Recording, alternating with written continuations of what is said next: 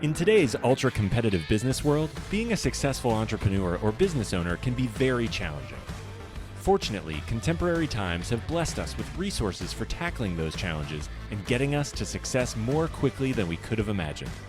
Welcome to The Root of All Success with the real Jason Duncan, a podcast that explores how the world's most powerful entrepreneurs grow incredible companies. This podcast looks at the 5 keys to unlocking success as an entrepreneur.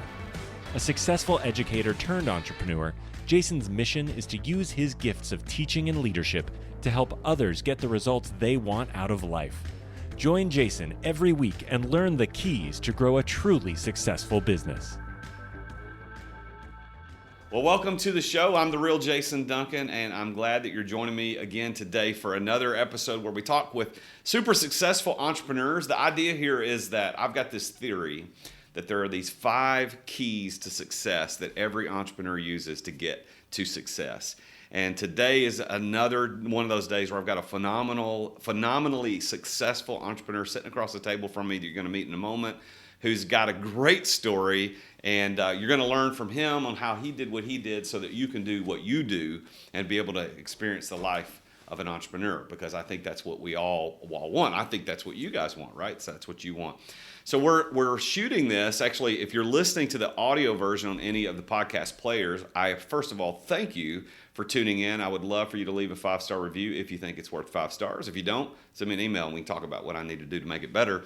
But if you're not watching this on YouTube, I want to encourage you to go to YouTube. We produce this and edit it out for YouTube as well. We shoot it here at the Matador Room and the Standard at the Smith House in Nashville. So you can go to my YouTube channel. That's youtube.com/C for channel/The Real Jason Duncan. Or you could just search on YouTube, The Root of All Success. So I want you to go check that out. And if you haven't subscribed, make sure you subscribe to the channel. I appreciate that very much. And as I said, we're shooting this live. And if you're watching this on YouTube, we're in the Matador Room at the Standard at the Smith House in downtown Nashville. It's 18,000 square feet of Southern sophistication and style, one of the top 5 cigar bars in the country, and one of the best steakhouses you'll ever visit in your life. I had some friends I brought here for dinner the other night. They had not eaten here, and we actually ate dinner in this room, and one of the guys said, my fork just fell through my steak, and that is a good steak, my friend. So you need to come check it out. If you ever come to Nashville, make sure you look me up. You can follow me on Instagram or LinkedIn at The Real Jason Duncan. We can connect and maybe bring you here.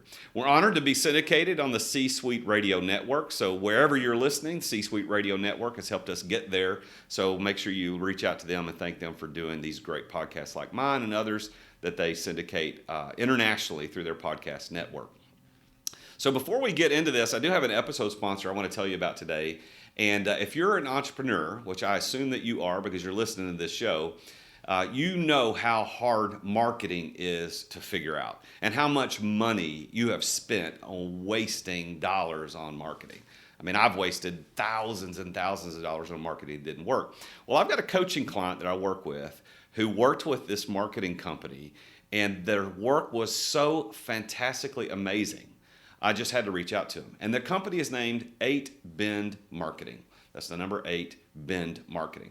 And words are powerful. Words are what make up how we want to buy things, how we want to engage with a product or a service. And so making sure you get those words right in marketing is really, really good. And I think the best thing that I experienced through 8 Bend was that they were able to put messaging together for my client in a way that made it so clear. I understood exactly what they were doing and what my client's company did, that I had to reach out to them. So that's how I found out about them. They worked for one of my clients. I reached out and said, I want you to do work for me. So I want you to reach out to 8 Bend. 8 Bend is a fantastic company. I've met the owner and his team, and they are just a phenomenal company that will do messaging for you in a way that you can't even imagine. Make sure you get your words right. You can go to www.8bend, that's the number 8, BEND, 8bend.marketing/root for a special offer.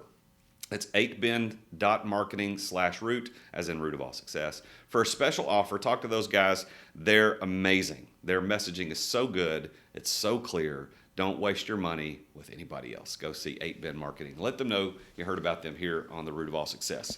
All right, let's move on. Let's get into our guest today. So, from founding one of the largest landscaping companies in the state of Tennessee, and growing it to over $10 million in revenue, to creating a premier landscaping marketplace, my guest today has an eye for growing and scaling businesses.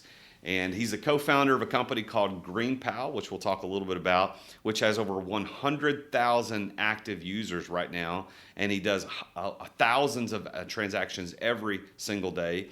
His company was called the Uber of Lawn Care by Entrepreneur Magazine. And that's to be noticed by that magazine is an important thing. He's a business growth expert. He prides himself in kind of taking business from zero to profit. And he's done that several times, and he's going to share his story. So please join me in welcoming Bryan Clayton to the root of all success. So Bryan, thank you for being here, my friend. Hey, Jason, great to be here. Thanks for having me on. So I got to tell this story. So we got connected, and somebody said, you ought to have Bryan on the show. And we live kind of local to each other, even though we don't know one another.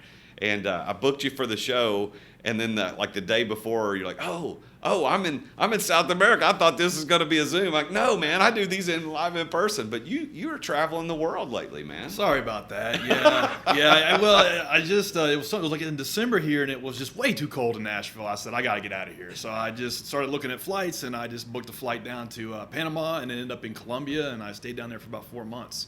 So I just turned 41. So at this stage of the game in my journey, world travel is like a big passion of mine. I've been traveling for like 3 years. I've seen something like 50, 60 countries in the last few years, and I really just love it. I just love being able to do it, and I think 20 years of business has enabled me to do that. And that's really, looking back, I'm like, man, I sure am glad I put in the work 2 decades ago to get to this point today. Yeah, well, I think if I'm reading the audience right, entrepreneurs who are listening to this show and listen to shows like this one, they're looking for, like, how do we get there to do what these people do? And so you built these companies, and now you can just say, you know what, I'm going to head to South America for a few months and just live. And that's the payoff for all of the hard work on the front end. And you did it through landscaping. Now, I think that every single entrepreneur has some sort of landscaping company in their background. Like I did. I had one. That was the first company I ever sold. Right. I bought one. I didn't sell it probably for what you sold yours for, but $10 million a year in landscaping, dude. I think there's correlation between the least sexy, the least glamorous your business, the better your chances of success. And so that's certainly been the case for me. I've spent 20 years in one industry, and I've seen it from every angle you can see it from. And I guess the least glamorous, nobody's going to steal it from you. You can just stay working on it as long as you want, work as hard as you want, and you will achieve success. And landscaping business is a great business because there's principles and fundamentals that apply to the lawn care business that apply to all business. Things about self-reliance, and if it's going to be, it's up to me, and organization, and just customer service. All these things you can learn in the lawn mowing business. So when did you start your first business, the landscaping business? When did you start that? Yeah, I was drugged, kicking and screaming, into entrepreneurship by my father. He came in on a hot summer day. I was playing Super Mario World. And he said, get off your butt. You've got a job to do. You're going to go mow the neighbor's yard. And he made me go cut the neighbor's grass. And something about that just stuck with me. I made $20, and I was just hooked. I was like, what do you mean I don't have to hit up my parents for cash anymore? I can just mow yards and get all the money I want. And it was just awesome. And I remember the first thing I did, I went back to my computer room in the house, and I made up some flyers on Microsoft Word and passed those all around the neighborhood. And I had like 15 customers by the end of that first summer. And I just stuck with this little lawn mowing business all through high school, all through college. I put myself through school mowing yards. And when I graduated college, I had to make a decision. Was I going to take a pay cut and go into the job market, or just stick with this lawn mowing business? And I didn't really want to be a lawn guy my entire life. It's not what I went to business school for, but I thought, hey, let's just see how far we can take this thing. And luckily I grew up in Middle Tennessee, growing communities. I grew up in Murfreesboro, and it was just growing like wildfire. And so I could see, okay, well, if I could triple or quadruple this thing, I might have a real business. And so over a 15-year period of time, just little by little, grew that into one of the largest landscaping companies in the state of Tennessee, and got it over $10 million in revenue, over 150 employees, And in 2013, the business was acquired by one of the largest landscaping companies in the country. So it's a hell of a journey growing that thing from just me and a push mower to me and like 80, 90 trucks going out every day. That is amazing. So how old were you when your dad pulled you off the Nintendo and said, go do this? I was probably like 13, 14 years old. And I remember I could barely push the dang mower, but he did me a huge service by making me get started. And then also, I'll never forget, when I got done, he inspected the job. He did quality control, took me around and said, nah, you missed this spot, you missed this spot, you missed this spot. So, I mean, there's no telling how different my life would be had he not done that for me. Had he not forced me to go learn what it feels like to work for yourself and what it feels like to be in control of your own destiny. I learned that really early on. I've never had a boss, never had a job. Always worked for myself. Is your dad still with you today? Yeah, and every now and then I'll share this interview with him, and he's like, "Oh, okay, I appreciate that. Thanks for mentioning me." Well, part of my kind of theory about the keys to success includes knowing the right people, and you never know who that person's going to be. For you, obviously, it's your dad, and there are probably other people along the way. But I'm going to tell you, I've sat across this table from a lot of super successful entrepreneurs, and I've got another entrepreneur whose story will be released on a podcast. By the time this one is out, it will have already been out. But he is in a service business, and as we went through this podcast, it was his dad. Like, it was his dad, and I think he knew it, but didn't realize how important that push that his dad gave him led him to millions of dollars in revenue and just a life that he would never imagine. So I'm glad that you mentioned that. And as a dad of a kid or two kids, I'm glad to know that even forcing people to do stuff can turn out good, because sometimes, as a dad, you wonder. You're like, I don't know if this is going to work. So let's start. We started at the beginning. We talked about 13, 14-year-old dads coming to you and say, hey, man, you got to get out there and mow the yard. And it clicked for you. All right, it clicked. And then you grew this thing to be one of the largest companies in the state of Tennessee doing lawn care, 150 employees, $10 million in revenue, got acquired. Curious about the acquisition. Was that something you were looking for, or did it just kind of show up? Yeah, ideally, you work a 5-year exit plan on these things, and you plan it out, and you groom the business for sale, and you build it in such a way where it's an easy pickup for somebody. That's not the way it turned out for me. I didn't plan on selling that company. I was building it for a lifetime. I was building it for me to run forever. That was my identity. It was what I did. And it just hit me like a ton of bricks one day that my business is the thing that causes me to level up. It's the thing that's causing me to challenge, to be challenged, to do new things, to get things done that I've never done before. And I realized I had hit a plateau, and I had been at that plateau for a couple years. So it took a couple years for me to figure this out. And I just made the decision one day. I said, you know what? I've taken this thing as far as I can. It's no longer at a point where it's challenging me. Like, I'm not experiencing new levels in the journey here. I need to look at exploring an exit, exploring selling this company. And it wasn't like driven by some profit windfall. It wasn't driven by anything external other than that conversation I had inside my head. And from the day I had that kind of internal thought to the day I got the company sold was almost a little over 2 years. And so that was tough, because you made the decision you want to sell the business, and then you're going through all of these things to get it ready to sell. And it's hard because your passion is no longer in the business, and your heart's not in it, and so it's difficult kind of operating that way. And so I found a good broker that helped me kind of groom the business and helped me generate the interest in it. And so that took about a year, and then took another year to get the deal done. And if I could have done it differently, I would have read a book called Built to Sell, and then started the process. That book is a really good book for anybody that's wanting to sell their business. It just kind of maps it all out for you. But I didn't have that book, so I was kind of learning as I went. and we got the deal done, and after that I retired. I didn't have to work anymore. It was nice. I didn't have to go into an office. It was just really liberating. But then I got really bored, and I thought, oh wow, something's missing.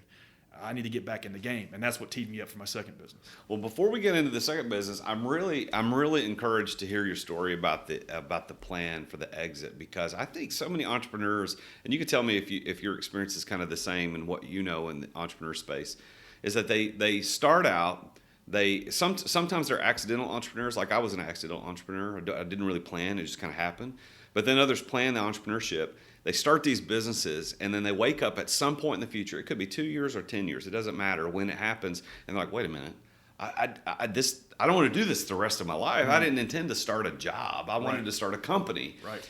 And one of the things that I teach my clients when I do coaching is I teach that at the very beginning, man, you got to plan for your exit. Like Absolutely. day one, you got to start thinking at some point, in your case, Bryan Clayton's not going to be involved in this business. Yeah. And you've got to set the business up. There are certain things you can do to arrange that. Now, what you sold the business for, we're not going to disclose because that's not anybody's business. But had you planned day one, that exit might have looked different or wouldn't have looked different. What do you absolutely. think? Yeah, absolutely. Ideally, you work a 5-10 year plan, and you're building the business in such a way where it's congruent to be acquired by a larger company.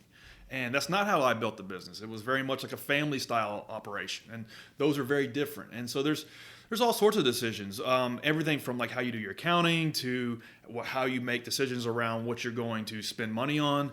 Like if you're building a business for a lifetime and you're going to build it maybe to hand off to your children one day, you're going to make very long-term bets, very long-term decisioning around what you spend money on. And what you don't realize is, let's say you wanted to sell that business for 2 years later, that's calculated on one thing, and it's a multiple on your profits. And so there's all kinds of decisions you might have made that were for like maybe 5 or 10 years down the road that's going to affect that multiple that you're going to get upon a sale. So that is just one thing, and there's 100 of those things that you don't realize until you get in the weeds of grooming the business for sale, particularly a service-based business like that one. The other thing that was interesting was it's not an escape hatch. It's not a parachute. It's not something that it's like, oh, I just hate running this company. I just want out. If that's the mentality that you go into this process with, you're not going to have a favorable outcome. Because I promise you, by the time you get the business ready to sell, you're going to fall back in love with it. You're going to say, man, this thing's kicking off so much money and it's running so smooth, and now it doesn't really need me anymore, and all of the problems I fixed with it, now it's ready to be sold, and I kind of am having second thoughts. So your business will be at a point where it's a well-oiled machine, it's making money, it's got good systems in place, and the sale of it will cause you as the entrepreneur to go through that. And so you almost go through this weird thing where it's like, well, I really don't want to sell it now because it's in really good shape. And so an exit plan will cause you to kind of get there and start the process in that shape, rather than like trying to like reverse engineer it like I did. So I'm glad you mentioned that too, because one of the things that I teach is that there's 3 ways to exit. You can exit financially, you can exit physically, or you can do a total exit, which includes physical and financial. And a lot of people don't know that there are options, because they, like, you exited totally. Right. I assume, right? So you exited, you got a big paycheck. You also weren't required to be in it. Maybe a little bit of an earn out, but you're not in it today. You got to retire. But there are ways, if you build this right, you can exit without exiting. And I don't think people realize that. Like, right. you could say, you know what, I'm not doing this anymore, but send me my checks every week. Like, give me my money. Yeah. Because I built it. And that's a great way to exit as well. Absolutely. And you're going to get there by working a plan. You're going to get there by working a 5-10 year plan. It's not, I see a lot of folks ask me for my advice on how to sell their business, and I don't have the heart to tell them. Sometimes I do. You're self-employed. You don't have a business. You can build a business, but you got to get out of this self-employed paradigm. The job, this business is nothing without you.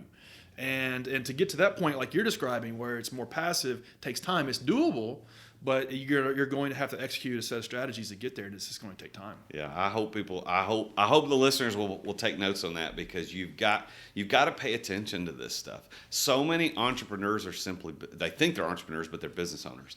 They're self-employed business owners, and that is a different animal from being an entrepreneur. Now, right. neither one is better than the other, just from a value perspective. But if you are truly an entrepreneur, you're building systems and processes for a business that doesn't need you. Right. But if you're the key dude running everything, you're just a business owner. I don't think one is necessarily much better than the other, but you kind of need to know where you're at and where you're going. I on our system, on the GreenPal system, I personally coach a guy that's in the lawn mowing business that it's just him.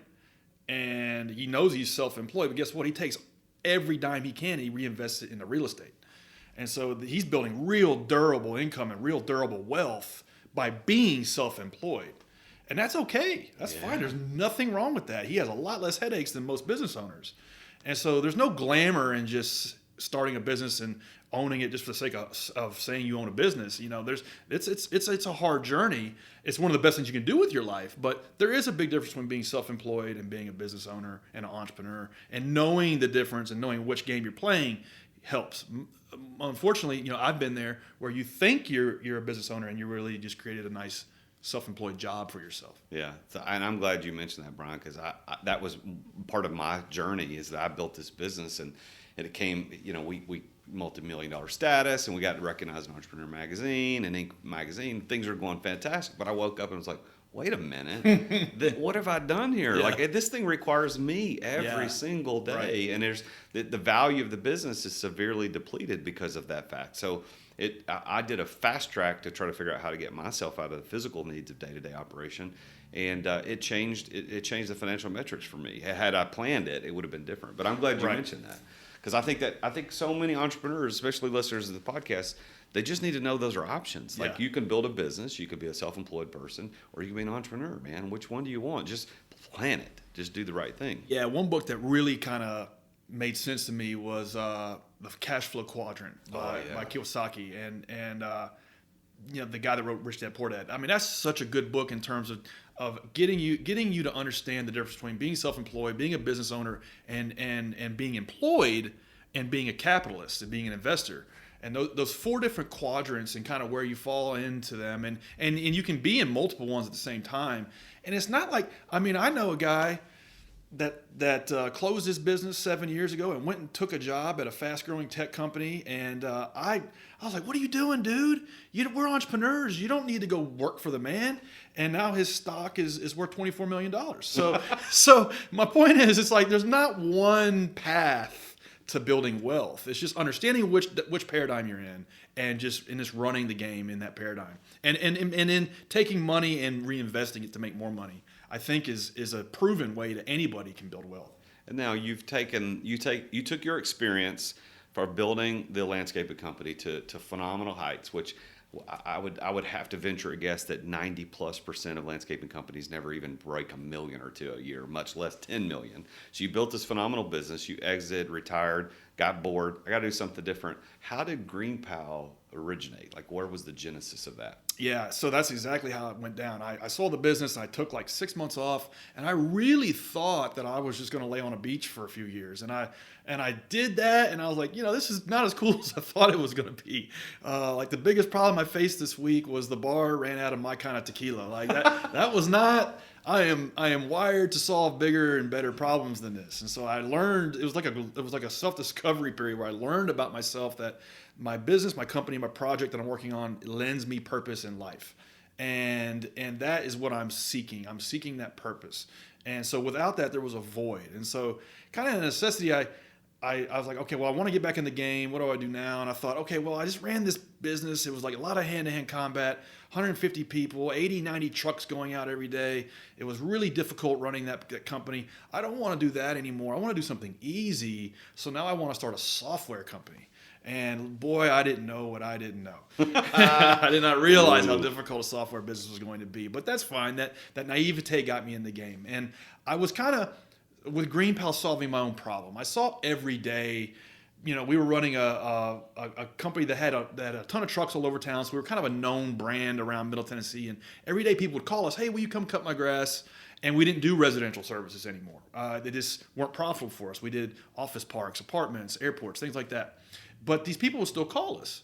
And we were, one of our values in that company was just to always be helpful. So we would we'd keep a list of names and numbers by the phone. And the receptionist would always refer out some smaller service providers that were maybe one man or one woman operators that were solopreneurs. They were really a good fit for that basic lawn mowing service. And so what we found was we were kind of a referral network almost. And a lot of times those people would call us back, hey, I called all 5 of those people, none of them called me back. Do you have any more?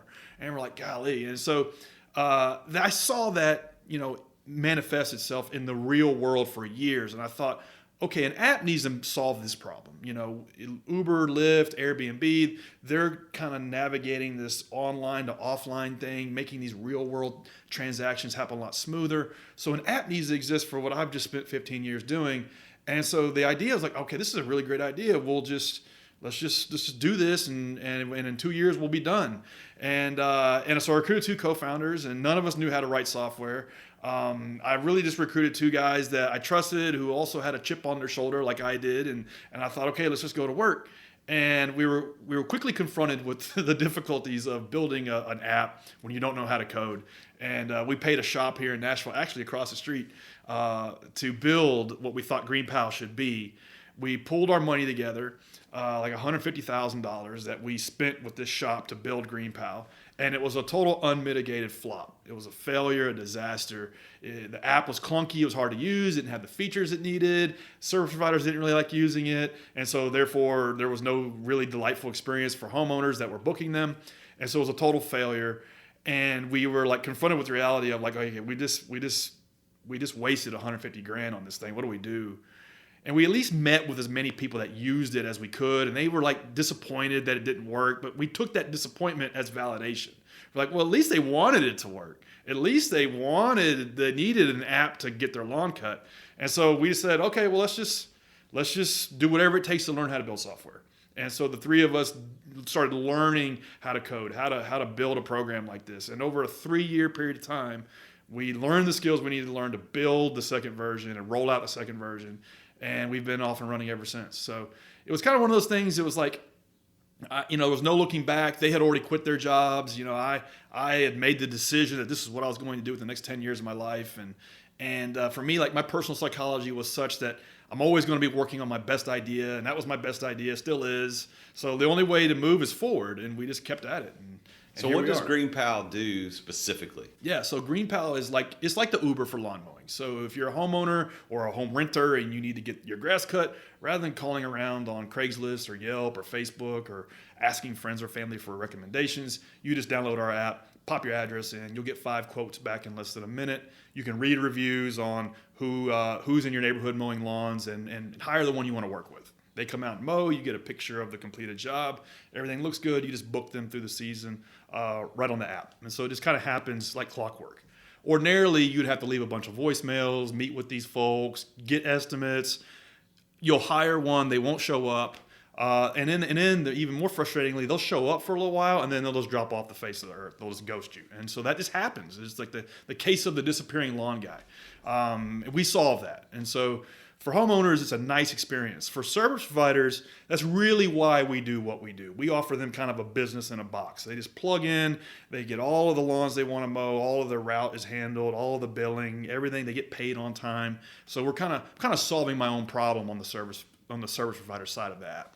Is there an opportunity for GreenPal to do other services besides just lawn care? There is, but we're bootstrapped, self-funded. We have not taken on any outside capital to build this company, which is kind of rare for tech companies. Usually they raise a bunch of money and then go figure it out. We've self-funded this thing off of its own revenues. And when you self-fund, it kind of constrains you to focus. You just got to focus on being the best in the world at one thing. And so for us, we have just made all of our bets on just this one chore, lawn mowing, yard maintenance. Let's make that as easy as we can. And the reality is like the lawn care guy, the plumber, the HVAC guy, the roofer, the home cleaning service, they all have problems, but they're all different. There's 100 different problems for every one of those verticals. And so you really can't be the best in the world at all of those things. And so we've gone as deep as we can on just yard maintenance and making that as easy as just pushing a button and getting it done. Well, I think the story is really cool on a couple of different levels. Number one, I think you knew from experience, your know-how, your preparation for building GreenPal came from your decade plus experience of running a landscaping company successfully and knowing what the dangers and the perils and the problems were of running that company. And then the second part of that is I love the story about, hey, we hired the developer and it didn't work. Yeah. And you didn't just say, you know what, screw it, I'm out, I'm not doing this. You said, listen, man, we're gonna dig in, we're gonna learn how to make this happen. And that's huge. That's part of the passion of running a business. And I love to hear that in your voice. So let me ask you a specific question. because this is the root of all success. So I want to talk about success. So in your mind, well, let me say first, before we go to your brain, like from my seat across the table, knowing you, experiencing you over the last several months as we've been introduced and getting you onto the show, very successful dude. From all appearances on the outside looking in, very successful. But what do you think that word means? What does success mean to Bryan Clayton?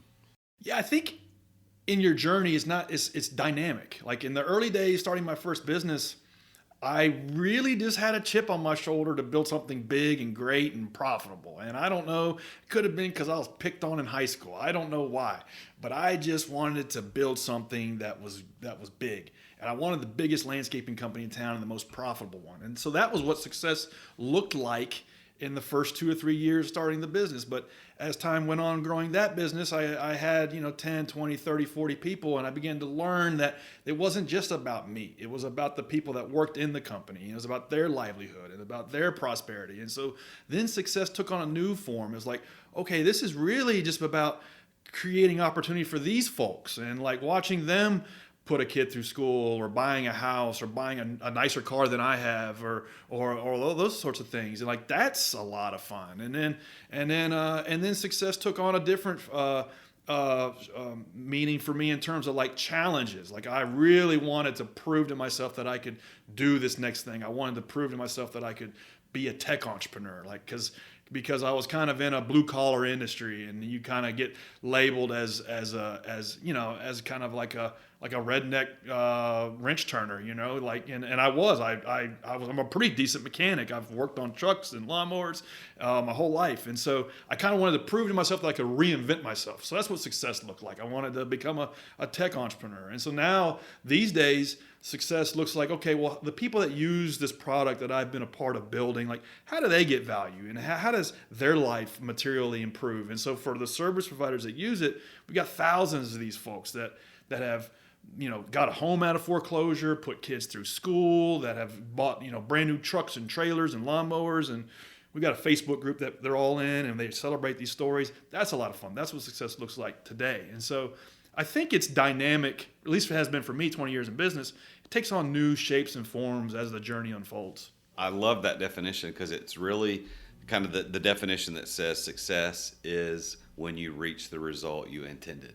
Like at the end of the day, that's what success is. You set out to become the most profitable or the highest revenue or whatever, and you reach those, that's success. So the follow-up question to that always, and I ask every guest this, so with that in mind, do you consider yourself successful? Like what's your definition of that? How do you see yourself? It's always easy to look back and say, look how far I've come. Like this current business, we're 8-year overnight success. We're doing $20 million a year in revenue. Our first year we ended with $5,000 in total revenue. So it's like we've come a long way. And so you're like, okay, so does it feel like we're successful? In a way, yeah, we've got a great team working in the business and people that are smarter than me work in the company, which is that you feel successful when you've built a team of people that are smarter than you. That's success. But still, like the Jeff Bezos quote, it feels like day one. You feel like there's so much more territory to conquer, so much more to do. And so, like on the one hand, yeah, I do feel successful, but on the other hand, like I do feel like I'm capable of doing more things. And so there's always going to be that, like, we're doing great, we need to do even better. Well, that attitude is the reason you're on this show, and that because the people that sit across the table, like where you're sitting today, have that attitude. Because if you were complacent or you just wanted a job or to be self-employed or just a business, you probably would have never reached any kind of recognition or people noticing, hey, you've done something worth talking about. So I love that attitude, and I think the listeners need to pay attention to that, because there's a lot of single-digit millionaires out there who are like, I'm killing it. This is all amazing. And listen, if that's what you wanted, then no, there's no shame right. or guilt or manipulation in that. But there is so much more opportunity. Right. I mean, you're doing $20 million a year. It's like, okay, that's more than most people will see in their lifetime of running businesses. But you're saying I could do more. That's amazing. Yeah, and I think it's like being grateful for where you've gotten to, but understanding there's another level. And so it's like you don't want to be insatiable, because I think that can lead to a pretty miserable life. So it's difficult to balance both, right? So I've had challenges with that. But the other thing too is like, what a time to be alive. You look at all of these examples of people crushing it that you can glean from, and like, I can get there. So and so just exited their company for $500 million or $1 billion or whatever. Like, I can do that. And like, that's what I'm anchored to. And like, we have these examples in our reality and in our orbit that can keep us leveling up. And I mean, in many ways, I think it's the best time to be an entrepreneur that we've ever known.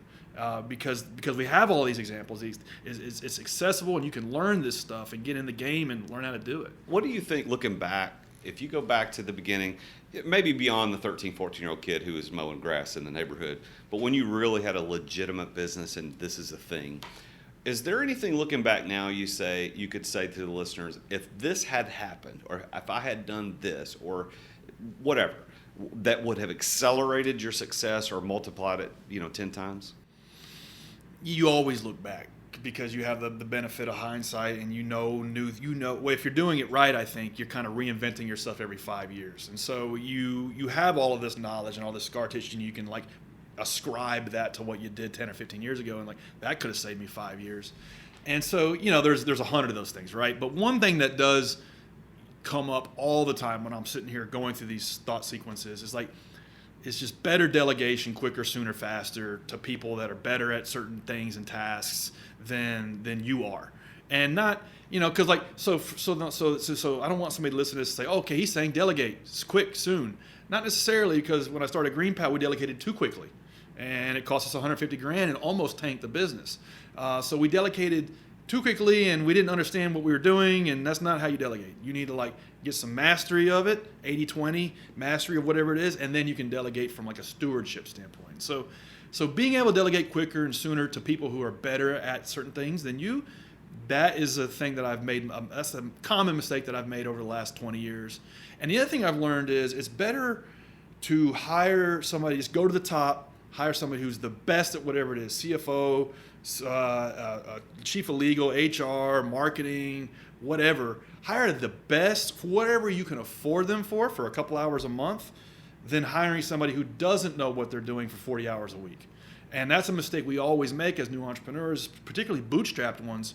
We don't have a whole lot of money. So it's like, well, I can only afford the $30,000 a year, the $50,000 a year person. I can't afford the person that makes $200K. And that's true. And so what the problem is, we hire that entry-level person, and they're just not good. And not only that, we don't know how to coach them. We don't have a system to put them in yet. And so you're just wasting your money, and even worse, you're not moving the needle on whatever it is you needed them to do. You're better off hiring like the rock star, $300 an hour, whatever they make, for like 5 hours a month, and then let that guide everything else. And so that's a mistake that I've made a lot over the last 2 decades. So let me make sure I understood what you said.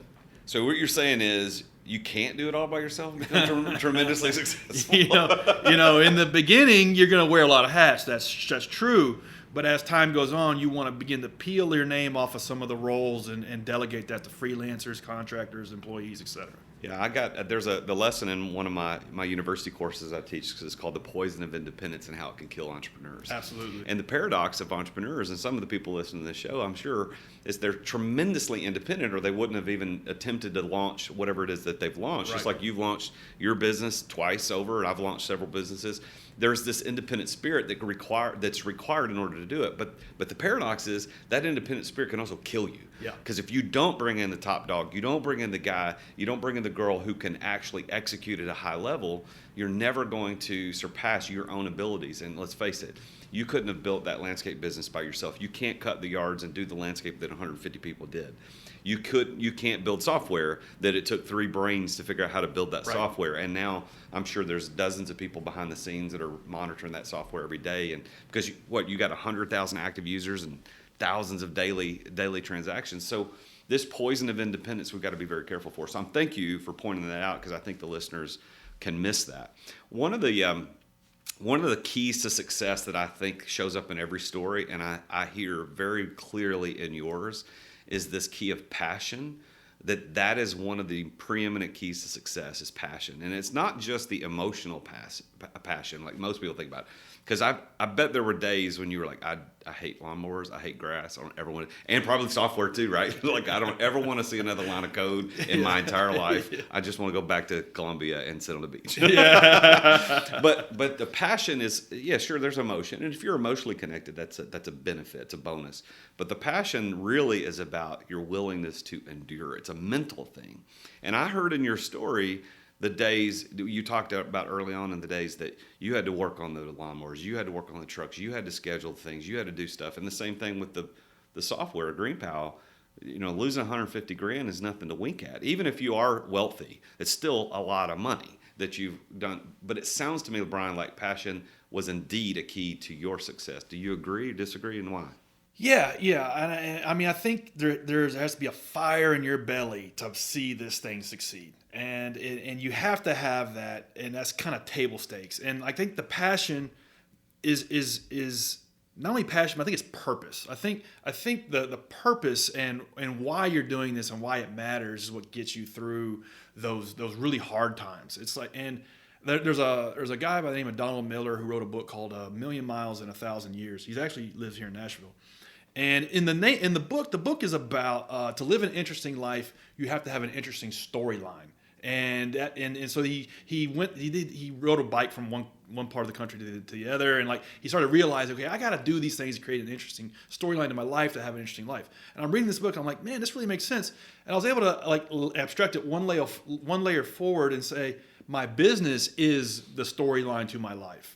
It is the thing that causes me to live an interesting life. It is the thing that causes me to be faced with challenges and to do things that I never would have done and to force me to learn things I never wanted to learn.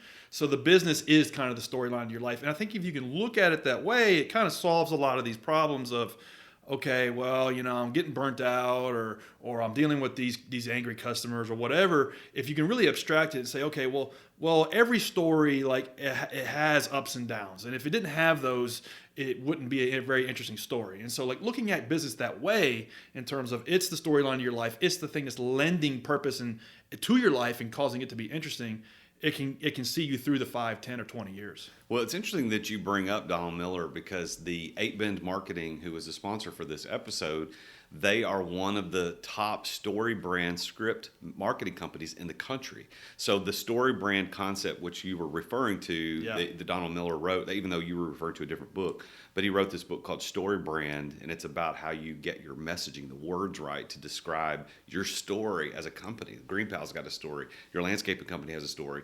My Results University has a story. Energy Lighting Services has a story. Like all these companies have stories, and 8Bend, in my opinion, I'll plug them again. They're the sponsor after all, but they did the most phenomenal job of putting that story together in a succinct way for one of my clients I've ever seen anybody do. So I'm glad you mentioned that because it's a call back to that. So I love that you say that passion and purpose kind of go together. And you already talked about, the people. Your dad was one of those important people in your life to help drive you. And that's another, I think knowing the right people is a key to success. Right place, right time is also a key to success. And you've talked about being in Middle Tennessee. Here, like where did you grew up in Hendersonville? Murfreesboro. Murfreesboro. Yeah. So you grew up in Murfreesboro, and that's a booming town right now. A lot of luck goes into entrepreneurship, and for me, that was a very lucky thing. Because if I had grown up just one town over, maybe from people who aren't familiar with Middle Tennessee, one town over, maybe McMinnville or even further, out into a rural area that didn't have the opportunities. Who knows how my life would have turned out? So being in a growing environment, I think, is something that any entrepreneur can do to kind of like reset and put themselves at least in an environment that's growing, and that can help you unlock opportunities. Yeah, I think that where you are in the world has a lot to do with where you'll be able to go in the world. And so like for you, where you grew up in Murfreesboro presented an opportunity in the landscaping business that had you lived in, like you said, McMinnville or another company or another city further away out in the country, that opportunity wouldn't have presented itself. Now, that doesn't mean you can't be successful. It's just a different route. There's a different way to do it. The other thing, so there's passion, there's being in the right place, right time, there's knowing the right people, and there's preparation. And I really think, based on what you're telling me, that your preparation of all those years mowing grass and dealing with customers and dealing with employees prepared you for GreenPal. I think in a unique way that no other person would be prepared for. Do you agree? Yeah, I agree. And looking back 20 years in business, one thing that's made sense to me is like looking at it almost like a video game, like 10 levels, and every level is different. Every level has its own challenges, and every level has its own things that you got to do to get through it. And like to your point, everything I've done has prepared me for this moment now. And like looking back and like, okay, the first level when I was first getting started, I just needed to make $1,000 a month. Do whatever you have to do to get through that level. The problem is a lot of entrepreneurs think about level 8, 9, and 10. They're worried about Bowser when they're on level 1 or 2. And it's like, you don't even need to worry about any of that stuff. Like, you don't need to, you just need another 5 or 10 grand a month in revenue. So whatever it takes to get that, let's get that. And then we can use that revenue to get through level 3 and 4. So like, and these aren't like a defined set of levels that I have. Like, it's not like some kind of system. This is like a metaphor. But really approaching business in that way of, okay, I just need to get started. I need to get in the game. What's level 1 look like? And I'm not going to worry about anything else until I get through level 1. Throw up the flag and then get through level 2. Oh my gosh. So this story's full circle. You're sitting at 13 years old playing Super Mario World on Nintendo, trying to get through the levels. Your dad's like, hey buddy, get out here and mow this grass. Yeah, and here we are. I purposely have no video game consoles in my house because all I would do is play them. So video games, I grew up playing them, and that's how I kind of make sense of the world, I guess. Well, I love the analogy, and the editors after this are probably going to use some of that because I think there's a good title in there about how Nintendo and video games can teach you how to rule the world as an entrepreneur. I love it. Level 1, level 2, and I think good business coaches will do that too. Is that because so many entrepreneurs, a business coach will sit down with them and they'll go, okay, here you are today, and then here's where you want to be in the future, right. And they're mentally trying to bridge that gap on one step. No, there's a bunch of levels, and you can't get through the secret. There's no secret code that you could go from one right. level to the level 10. You got to go through it. The thing that I see a lot too is a lot of entrepreneurs will use the excuse of, well, I can't start this business because I have no access to capital. Therefore, I can't get started. Therefore, I don't, it's almost like an excuse. And it's like if you would just like back up a few levels and just start a business that's more accessible where you need no capital, home cleaning service, home remodeling service, grass cutting service, whatever. Grind that for 5 years, put a couple $100,000 in the bank, bingo. Now you got a track record, you have a little bit of capital. That's something people will invest in.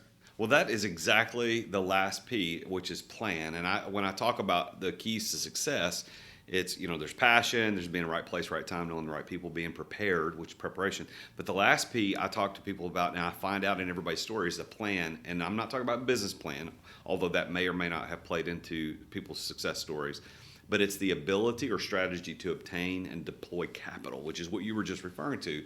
So what was your plan to get the capital required to start the landscaping empire that you started? And then I think we all kind of know from the story now, the capital to start GreenPal was from the landscaping company. So what was your plan to get the capital on the landscaping company? How'd you do that? Yeah, so for me, 20 years in business, looking back, one thing that's kind of kept me, on the right course is revenues being the best form of financing. So just making money, living as cheaply as I could. I was a big Dave Ramsey fan, and like listening to him on my headset mowing yards for like 10 years. And so that was beating in my head, is really living very economically, and in every dime that you could get put back into the business. So funding the business off of its own capital and not, I'm not so bent on not taking on any debt as Dave is, but I think being scared of debt, it can help, because a lot of times, when I was selling my company, a lot of my competitors were wanting to sell their businesses too. And they might have had a $5 million business, but guess what? They also had $5 million in debt. And so they didn't really have anything to sell. Whereas when I sold my company, it was debt free.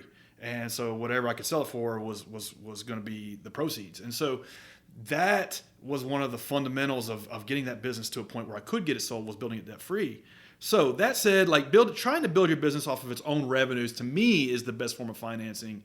And then once you really see a way you can break out, raise capital, and it's like pouring gas on the fire. I think a lot of entrepreneurs get that inverted. They're like, I need capital to get started.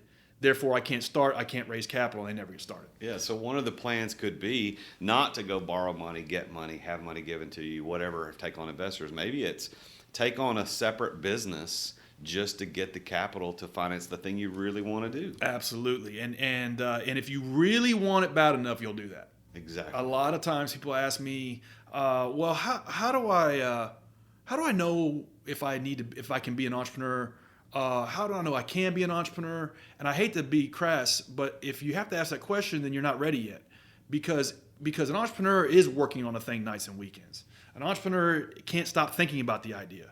An entrepreneur is getting up early on a Sunday morning before the kids get up to get an extra couple hours in on the project. They just do that automatically. And if you're not that passionate about the idea and you're not doing that by default, then you're not ready yet. I love it.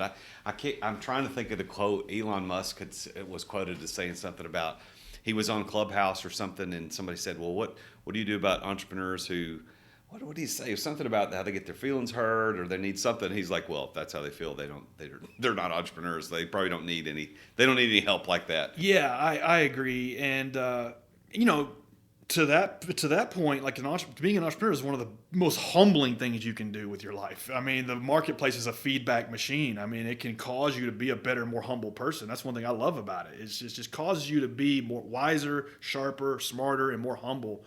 It's one of the best things you can do with your life, in my opinion. And then if you're a listener and you want to figure out how to live a life where you can travel, if that's your thing, like Bryan's is traveling. If you want to start a nonprofit charity, or if you want to dig wells in Africa, or if you want to explore the Antarctica, or, I don't know what you want to do, but build your business today with the things that Bryan's talking about and figure out how you can make that happen. Don't just wake up 7, 8, 9, 10 years into your business and go, now I can't get away. I'm making good money. And that's the thing too. I think money becomes this golden handcuff. Like we think, okay, we're in the top 5% of income earners if you're over $250,000 a year. Most people don't realize that. But you're in the top 5. Yeah. People don't know that it's top 5. And if you're not making $250,000 as an entrepreneur, you're probably not doing it right. Because there's plenty of money out there.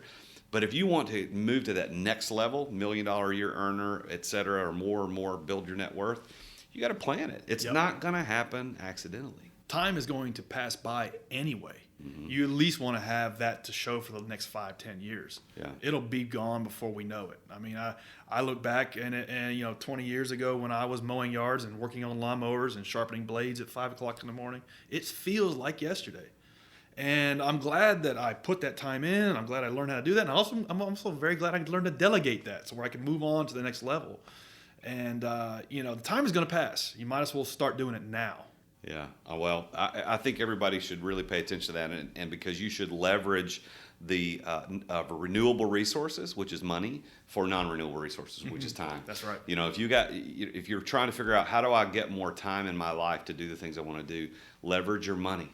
Don't leverage the time for the money. Leverage the money for the time, and you will always be on the positive end of that equation. I couldn't have said it better. So as we kind of end our conversation, are there a couple of pieces of advice? Like, let's pretend there's that one guy right now. He's sitting in his car. He's got this concept. This idea is burning a hole in his brain. He wants to start this company. Or it's a girl. She's out jogging and she's running through her neighborhood right now, and she's thinking, I got this idea. I want to do this. What would you say? What's your pieces of advice? 1 or 2 things you say, this is what you need to pay attention to. Yeah. Step 1, do less planning, do more doing. Get in the game, because only when you're in the game can you win. So do whatever it takes to get in the game. Even if it's 2 or 3 hours a day at night, do whatever it takes to get started. Less time planning, and try to reduce it down to something you can do. One of my favorite books is The 7 Habits of Highly Effective People. And he talks about in that book is your circle of influence. This is the little circle in your life that you can act in to get something done. And just focus on 1 or 2 or 3 things at a time and get started. Think small, but be ambitious. So, we talked about a couple dichotomies in entrepreneurship, and there's tons of them. Like, do you listen to feedback or do you go with your gut? Do you raise a bunch of money or do you bootstrap? Like, there's all kinds of dichotomies. And one of them is think small, do small, but be ambitious. And so, just get some stuff done, but have this big 5, 10, 15-year goal. That's some advice I wish somebody had given me. Would have saved me 2 or 3 years of my journey. And anybody listening to this that is on the sidelines, wants to get in the game, that's my advice for them. So the advice that you're giving is get in the game, is do it, get out there. And I think that's so great too, Bryan, because I teach people that your ability to adapt will always outperform your ability to plan. So just don't worry about the plan. I mean, the plan's important, but that can't be your driving motivation. So if you're that lady out jogging right now and thinking about doing it, go do it. If you're that guy sitting in the car right now, go do it. You got to get in there. And the other thing I want to do as we kind of conclude this conversation is that you mentioned 4 books that are all phenomenal. There's one that I haven't read, the others I have, but you mentioned Built to Sell. So I think the average entrepreneur is going to read at least a book a month. They should read more than that if you want to be the above average entrepreneur. You mentioned Cash Flow Quadrant, which is phenomenal. I think it's one of the top, probably one of the most pivotal books. That whole Rich Dad series, Yeah, I agree. is unbelievable. You've got to read that. The 7 Habits of Highly Effective People is probably the #1 book on interpersonal relationships ever written, and I recommend it to everybody. And then the one that I haven't read is 1,000 Miles in a Million Years by Donald Miller, although I'm familiar with his work, and he is in Nashville. And by the way, if any of his people are listening, I'd love to get him on the show. Let's just figure out how to get Donald here in the thing. But you also mentioned earlier, and I want to point this out too, is that you said one of your values is always be helpful. And I can see that in you because I can see it and how you're carrying on this conversation. And it comes across, and I appreciate you being helpful to the listeners of The Root of All Success, because I really think there's a lot of golden nuggets in the story that you just shared about how people can do that. So I want to thank you, Bryan Clayton, for being here. Thank you for sharing your story. How would people get in touch with you if they wanted to reach out and communicate? Yeah, so anybody wants to reach me, LinkedIn, I've been hanging out there a lot more lately. You can just hit me up there. Anybody listening to this doesn't want to waste time cutting your grass, just download GreenPal in the App Store or Play Store. All right, and it's GreenPal, GreenPal, just like it sounds. You can download that on iTunes or the App Store. Or you can download that on Google Play. All right? That's right. Okay, good. Well, there you have it, folks. Just like we talk about on The Root of All Success every week, is that there are these 5 keys to success that every successful entrepreneur is using to get where they're going. Whether they realized it or not, these things show up. Passion, right place, right time, knowing the right people, having the preparation, the preparedness, and the plan to make it happen, to deploy those resources to make it happen. If you are an entrepreneur or a wantrepreneur and you want to know the answer to the question, what are my chances of success? How can I succeed in the way that Bryan Clayton succeeded? Can I succeed? Well, I've got something for you.